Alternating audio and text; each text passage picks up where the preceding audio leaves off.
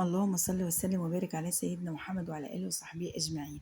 ازيكم عاملين ايه؟ يا رب تكونوا بخير. يوم جديد وفيديو جديد، يا رب ينول اعجابكم. بصوا بقى النهارده هنعمل ايه؟ هنعمل صينية جلاش تحفة وروعة بالكبد والجوانس، فتابعوها معايا. طبعا انا بعتولي في العيد قبل كده، عملت لهم اصحابي الاكل ده يعني، عملت لهم صينيه جلاش باللحمه، عجبتهم وتمام. بعد كده عزومه مستعجله، فقالوا لي اعملي لنا يا ام اياد الاكل، فانا عملت الاكل، فبعتوا لي فراخ. فاخدت من الفراخ الكبد والقوانص بتاعتهم على مكعب فراخ، وعملت لهم بيها صينيه جلاش، فعجبتهم. فراحوا شالوا الكبد والقوانص شويه، او اشتروهم مش عارفه والله، وبعتوهم لي ان انا اعمل. طبعا وقفت على الحوض بتاعي، غسلته كويس بالملح والخل والليمون والدقيق، وظبطت الدنيا وصفيتهم. مسكت القوانص قطعتها زي ما انتوا شايفين كده معايا، وبدأت ان انا افرمها في الكبة بتاعتي. عادي اتعاملي معاها معاملة اللحمة. ادي القوانص بتاعتي كانت اتفرمت وزي الفل، وزي هتتفرج دلوقتي على الشكل ده من غير يق وواو الكلام ده لا لا ملوش لازمة. دلوقتي هتشوفوا النتيجة في الآخر. هنا رفعت صينية على النار، قطعة دهنة فيها وبصلاية، وبدأت إن أنا أشوح، وهنزل بالقوانص بتاعتي. تمام. في التوقيت ده أنا غاسلة الكبدة بالليمون وسايباها تتصفى. بعد كده هدي الكبدة فرمة في الكبة سريعة. يا ام اياد هتفرم الكبدة؟ ايوه هفرمها، وتتفرجوا على احلى مفروم هتاخديه معايا دلوقتي. تمام. هنا القوانص بتاعتي كانت اتشوحت وخدت اللون التمام. ادي الكبدة معايا اتفرمت. تابعي وشوفي معايا. تمام. ابدا بقى ان انا اشوح في الكبده بالراحه لحد ما تاخد اللون اللي انا عايزاه. شايفين الحركه دي والتركايه دي مهمه. صينيه نسخنها على النار كويس، بعد كده نضيف فيها البصل، قطع الدهون والمادة الدهنية بتاعتك والبصل. أبدأ إن أنا أشوح كويس، أنزل بالقوانص، بعدها أنزل بالكبدة. الخليط اللي انتوا شايفينه فيه لزوجة ده وطراوة، لا مش هتاخدوه، انت تاخدوا خليط حلو مفرول، يعني مفروم على ابوه. تمام. هضيف واحد فلفل حامي وجوزة الطيب وفلفل اسود. تمام.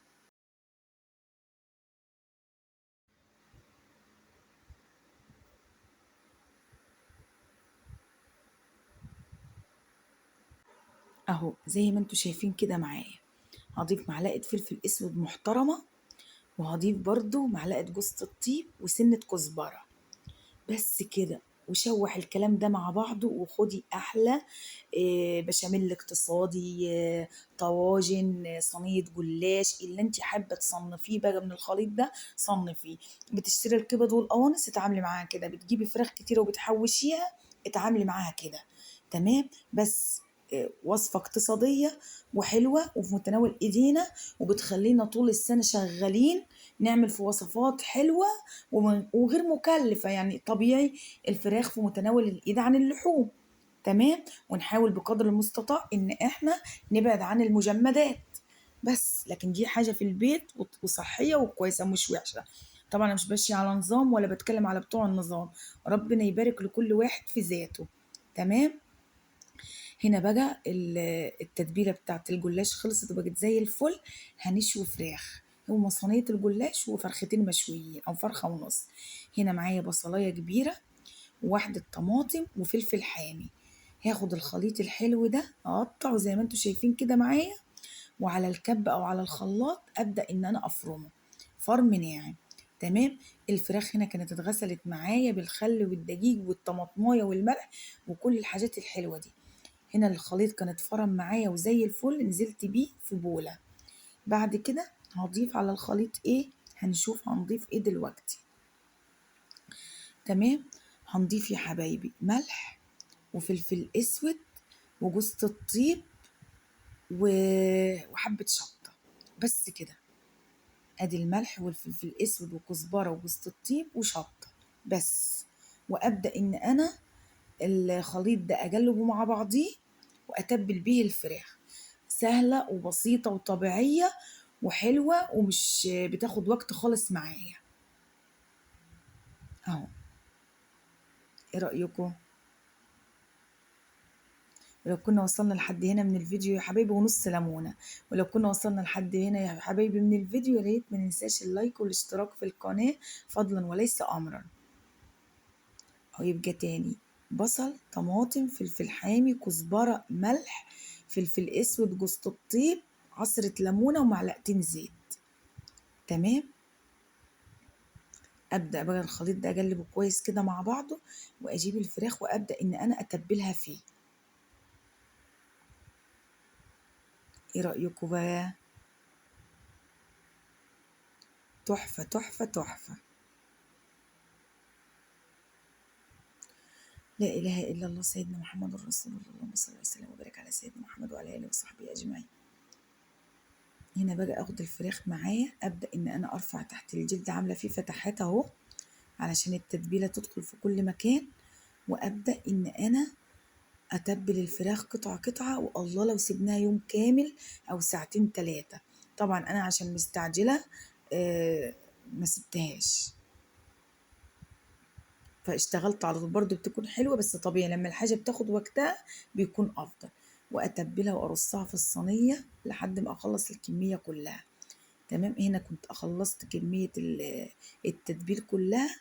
خلاص اطلع بقى على عين البوتاجاز من فوق واغطي، وهتغلي غلوتين، وهنشوف هنعمل ايه تاني. اهو المطبخ سهل وبسيط، بس نرتب افكار. وانا طبعا الايام دي مشغوله، عندي فرح زي ما انتم عارفين، لسه الفرح يوم 23. عقبال عندكم جميعا. هنا جبت صينيه ودهنتها بزيت او بسمنه براحتك اللي تحبيه. هبدا ان انا افرد فيها الجلاش اهو. الصينيه كانت كبيره، فكنا عايزين صينيه كبيره، فجبت 3 4 لفات جلاش. هفرد 2 في قاع الصينية، وبعد كده أضيف الحشوة، وبعد كده أفرد الاتنين التانيين علشان القطعة تكون مليانة وحلوة. تمام. طب يا ام اياد، الصينيه منوره والجلاش مستطيلات كده او مربع، هنظبط مع بعض كل حاجه، وهتشوف الشكل النهائي بتاع الصينيه هيكون عامل ازاي، ولا هيأثر خالص.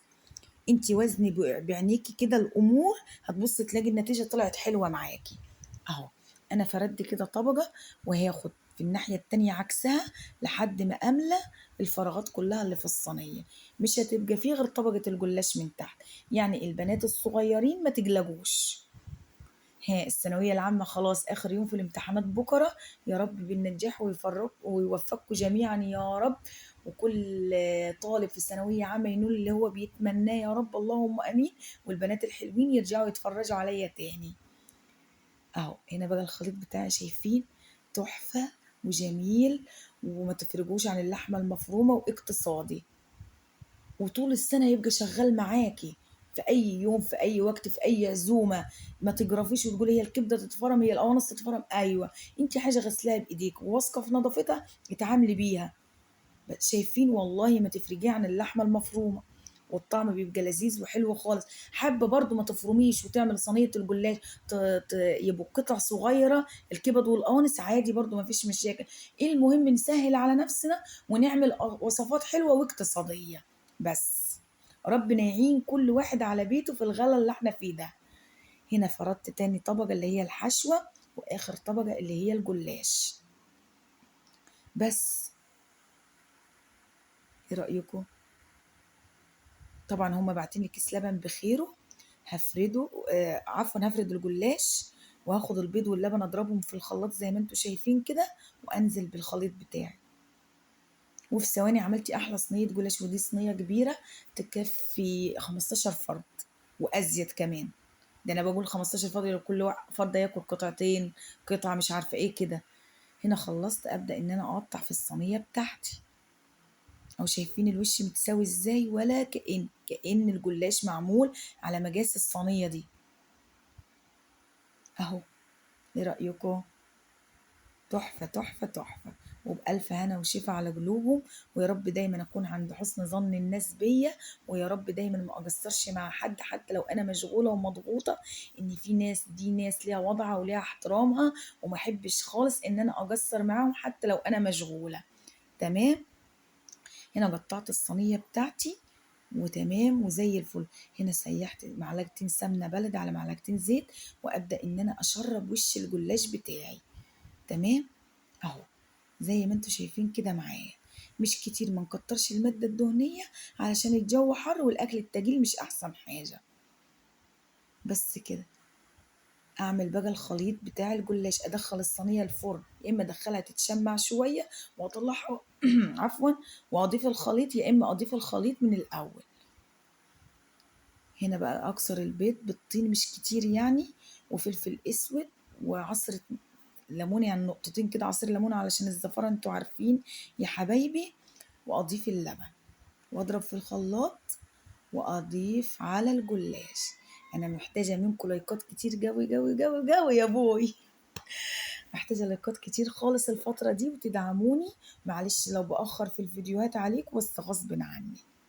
تمام أهو زي ما انتوا كده شايفين معايا الخليط ضربناه في الخلاط. هضيفه بقى على الجلاش بعد ما تشمع في الفرن شوية، وعلى الفرن وأدخل الجلاش. وكمان هدخل مع الجلاش ايه، فاكرين صينية الفراخ اللي عملناها في أول الفيديو؟ كله في فرن واحد كده. وما صبرتش حتى ان انا اصوره لكم واوريه لكم، فانا اسفه لكم ان انا اوريكم الشكل النهائي، بس غصب عني خرجت وبنتي هي اللي سلمت الاوردر، فانا اسفه وحقكم عليا، بس هعوضها لكم في مره تانية، بس دي اول مره تحصل مني. وده كان الفيديو بتاعي النهارده. شايفين الفراخ اهي زي الفل، ادخلها بقى تاخد الوش وتتحمر من جميع الاتجاهات في الفرن. والفيديو ده ليه كمالة بس غصب عني علشان الوقت، ان شاء الله هبقى انزله في مرة تانية بإذن الله. وده كان الفيديو بتاعي النهاردة، حبيت أشارككم طريقتي فيه، وصفة اقتصادية وحلوة، وأترككم في رعاية الله وأمنه، والسلام عليكم ورحمة الله وبركاته.